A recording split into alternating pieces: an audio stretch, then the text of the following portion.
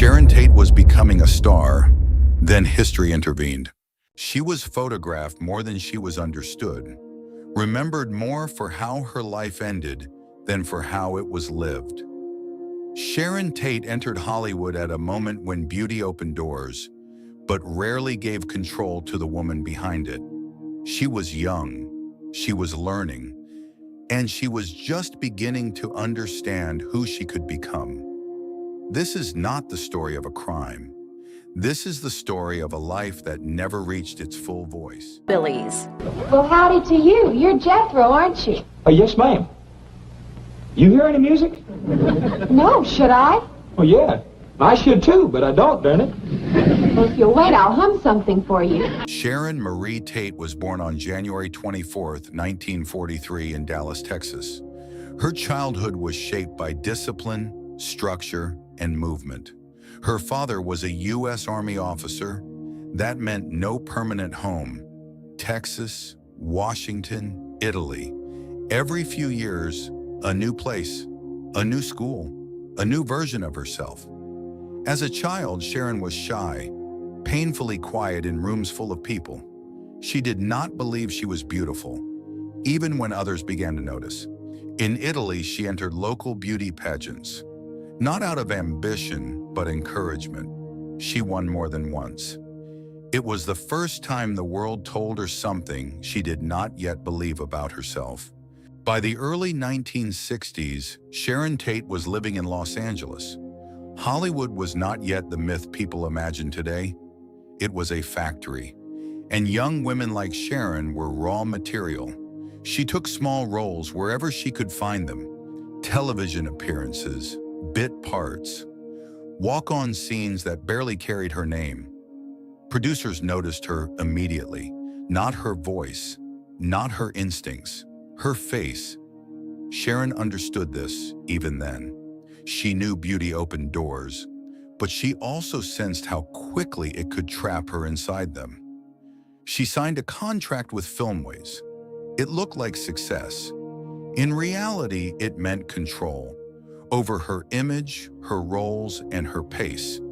Hollywood decided who Sharon Tate was supposed to be before Sharon herself had time to decide.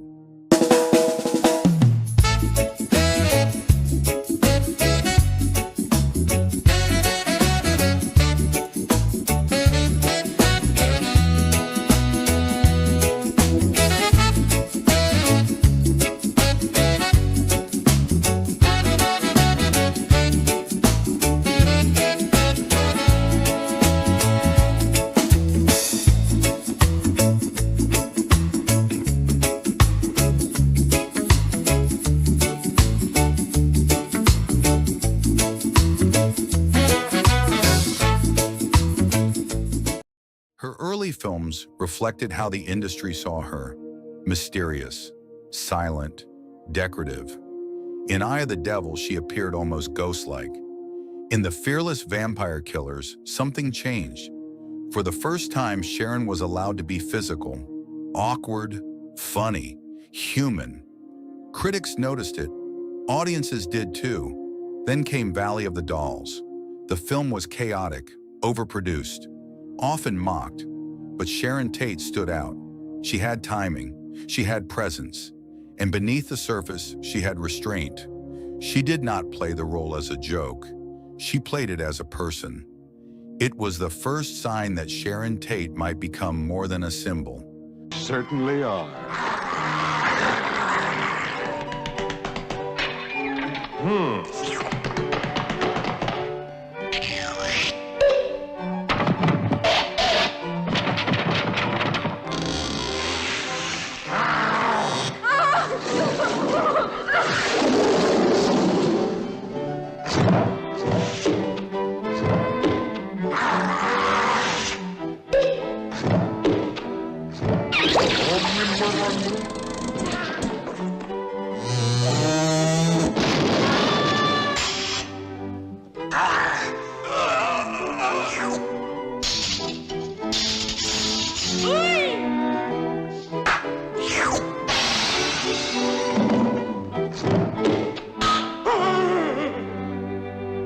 fearless vampire killers. Or, pardon me, but your teeth are... She met Roman Polanski on The Fearless Vampire Killers.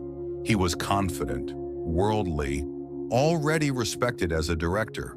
To Sharon, he represented seriousness, art, a future beyond studio stereotypes. They fell into a relationship quickly, and just as quickly into imbalance. Polanski was dominant, demanding, emotionally distant. Sharon adapted herself to him. She traveled when he traveled, waited when he worked, adjusted when he withdrew. Friends noticed the shift. She became quieter, more eager to please. They married in 1968. From the outside, it looked like glamour. From the inside, Sharon was still searching for solid ground. In 1969, Sharon Tate became pregnant. For the first time, she spoke openly about happiness, about stability, about slowing down. She talked about motherhood with calm excitement, not fear, not doubt. Her career paused, not ended, just waiting. Hollywood was changing rapidly. The old studio era was fading. The new darker age was arriving. Sharon stood between two worlds, too gentle for what was coming, too new to belong to what was leaving. Still, she believed the future was hers. On the night of August 8, 1969, Sharon Tate was at home on Cielo Drive. 8 months pregnant. Roman Polanski was away. Friends were present. There was no sense of danger, no warning. What followed would change Hollywood forever. The details became public knowledge, repeated, distorted, consumed. But one fact remains constant. A young woman preparing for motherhood was killed without reason, without warning, without mercy. Hollywood lost its innocence that night. Sharon Tate lost everything. The media moved quickly, too quickly. Headlines focused on the killers, on Charles Manson, on shock value. Sharon became secondary, a symbol, a photograph. Her life was compressed into a footnote beneath the crime. Public discourse turned cruel. Speculation replaced empathy. Privacy disappeared. In death, Sharon Tate was no longer allowed dignity. Atrocious, horrendous, horrible crime. It's atrocious from where you're looking. It's atrocious where anybody looks. Oh, no, Oh, no, yeah, no, it is. No. I look over at my lane, and I see those guys running through there, and I say, good job, You man. didn't say it. You didn't say that. You didn't say I that. would have if I'd have been the general in that. You better believe I would have You said would have it. said good for you for killing those people at my line? Man, when you're in war, mister. Okay, but what does war have to do with Sharon Tate's murder? What's it got to do with any murder? But then you said one They're more the death. ones, It doesn't matter. wait, they picked up they wanted to stop the war. You don't make no change without bloodshed. Decades later, Sharon Tate is still remembered, but often incorrectly. She was not naive, not shallow, not merely beautiful. She was learning, growing, and just beginning to take control of her own story. Her performances remain. Her interviews remain. Her voice remains, if people choose to listen. Sharon Tate was not defined by how her life ended. She was defined by what it promised before it was taken away. Sometimes remembering someone properly is the last justice they are ever given.